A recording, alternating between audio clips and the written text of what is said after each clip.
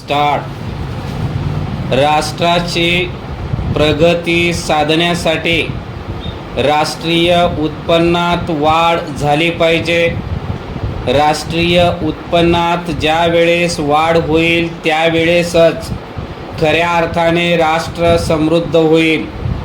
सर्व लोकांचे जीवनमान सुखदायक व त्यामुळेच कल्याणकारी राष्ट्राची कल्पना प्रत्यक्षात येईल.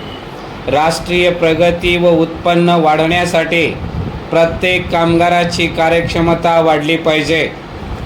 कामगार कल्याणाचा मूलभूत हेतू अंशतः आर्थिक आहे. कामगार कल्याणामुळे कामगारांची कार्यक्षमता वाढते. मजुरांचा ज्या ठिकाणी तुटवडा आहे अशा ठिकाणी मजूर उपलब्ध होऊ शकतात. त्याचप्रमाणे उद्योगधंद्यामधून चांगले मजूर उपलब्ध होण्याचीही शक्यता निर्माण होत असते. कारण कामगार कल्याणामुळेच कामगार समाधानी असतात. त्याचप्रमाणे उद्योगधंद्यातील मालक व मजूर यांचे संघर्ष कमी होतात. कामगारांमध्ये आपल्या जबाबदारीची जाणीव निर्माण करणे हा कामगार कल्याणामागील हेतू आहे व त्यासाठी कामगार कल्याण मंडळ जागृत आहे. परिच्छेद मालकांनी कामगारांना उपलब्ध करून दिलेल्या कामगार कल्याणाचा साचा साधारणपणे विस्तृत पायावर आधारित आहे. मोठमोठ्या उद्योगधंद्यांनी कामगारांच्या शैक्षणिक सोयीची व्यवस्था केली आहे. छोटे छोटे उद्योगधंदे मात्र कायद्याने घालून दिलेल्या मर्यादेतच कामगार कल्याणाचे काम पाहत आहेत.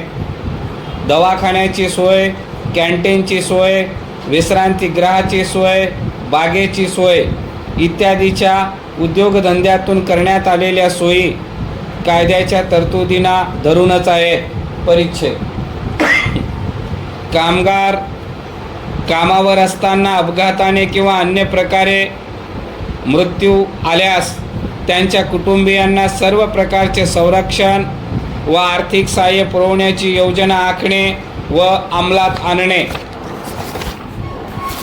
कामगारांना निवृत्ती वेतन, भविष्य निर्वाह निधी इत्यादी सारख्या योजना लागू करणे इत्यादी गोष्टीचा समावेश होत असतो. परिच्छेद कामगार कल्याण कार्याचा हेतू म्हणजे कामगारांचे आरोग्य सुधारण्यास चालना देणे, कामगारांना स्वतःचे अस्तित्व टिकवण्यासाठी साधने पुरवणे, कामगारांमध्ये कामासंबंधी आलेले नैराश्य व उदासीनता घालून त्यांना ताजेतवाने करून त्यांच्यात नवा उत्साह निर्माण करणे, कामगारांना स्वतःविषयी व स्वतःच्या कुटुंबाविषयी सततची वाटणारी चिंता कमी करणे, कामगारांच्या मुलांना नोकरीमध्ये प्राधान्य देणे व त्यांना उच्च शिक्षणासाठी आर्थिक मदत करणे. परिच्छेद कामगारांनी आपले हितसंरक्षण करण्याकरिता आणि हितसंवर्धन करण्याकरिता स्वइच्छेने स्थापन केलेल्या व्याख्या केली जाते. या व्याख्यात कामगार संघटनाच्या कार्यामागील सूत्रांचा उल्लेख आहे. कामगाराचे हितरक्षण आणि हितसंवर्धन हे कामगार संघटनांचेच कार्य आहे. या चौकटीच्या अंतर्गत कामगार संघटना पुढील कार्य पार पाडतात. पगार आणि नोकरीच्या इतर शर्तीच्या बाबतीत एकटा कामगार मालकाबरोबर सौदा करू शकत नाही.